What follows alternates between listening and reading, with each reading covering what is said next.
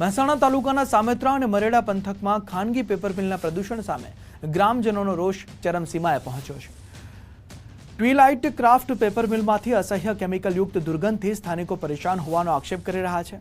ખાસ કરીને શાળામાં અભ્યાસ કરતા બાળકોને દુર્ગંધના કારણે ચક્કર, ગભરામણ, ઉલટી અને તબિયત લથડવાની ફરિયાદો થઈ રહી હોવાનો પણ ગ્રામજનોનો દાવો છે। પ્રદૂષણથી કંટાળેલા વાલીઓએ હવે જ્યાં સુધી કંપની બંધ નહીં થાય ત્યાં સુધી બાળકોને શાળાએ નહીં મોકલવાનો નિર્ણય લીધો છે। અગાઉ પણ ગ્રામજનોએ ચક્કાજામ અને કલેક્ટર કચેરીએ રજૂઆત કરી હતી, પરંતુ કાયમી ઉકેલ ન આવતા વાલીઓએ આકરો વિરોધ નોંધાવ્યો।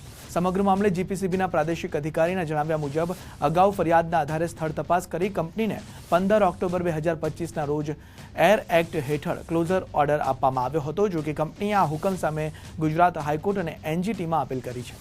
હાલ મામલો કોર્ટમાં પડતર છે।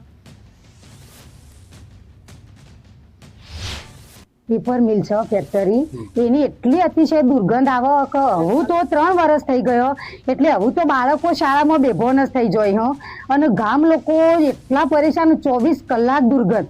એટલે આજથી અમે ગામ લોકોએ નિર્ણય કર્યો, જ્યાં સુધી ફેક્ટરી આ પેપર મિલ બંધ નહીં થાય ત્યાં સુધી અમારા ગામનું કોઈ બાળક શાળામાં નહીં આવે। અમારે એમના શિક્ષણ કરતા પહેલું એમનું આરોગ્ય મહત્વનું હોય। તકલીફો પડે છે બાળકોને? ચક્કર, ઉલટી, બેભાન થવું, આંખો બળવી, ગળું, શરદી તો કોઈને મટતી જ નહીં 3 વર્ષથી। છતાં આ સરકાર ઘોર નિંદ્રામાં આ સરકારનું કોઈ બાળકની, કોઈ લોકોના આરોગ્યની પડી જ નથી। ફક્ત મોટી મોટી વાતો કરે છે અધિકારીઓ। અમે 3 વર્ષથી એટલી ફરિયાદ કરી પણ કોઈ અધિકારી, કોઈ એક્શન આ પેપર મિલ ઉપર કોઈએ લીધું નથી। 119 બાળકો છે, એટલે અહીંયા જે દુર્ગંધ આવે છે ફેક્ટરીના લીધે, એના લીધે બાળકોની તકલીફો રહે છે, જેના કારણે વાલી બાળકોને આજે શાળામાં મોકલ્યા નથી।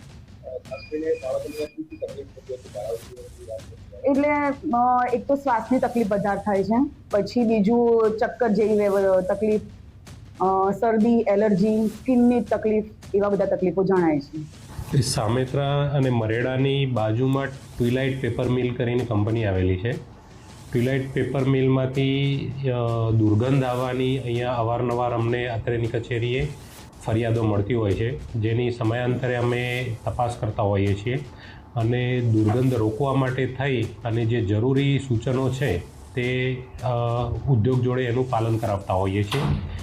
એ સિવાય દુર્ગંધ રોકવા માટે થઈ અને પ્રદૂષણ નિયંત્રણ બોર્ડે એને ક્લોઝર હુકમ પાઠવેલો હતો। એ ક્લોઝર હુકમની સામે અપીલ કરેલી હતી એકમ દ્વારા, જે નામદાર હાઈકોર્ટમાં પડતર છે।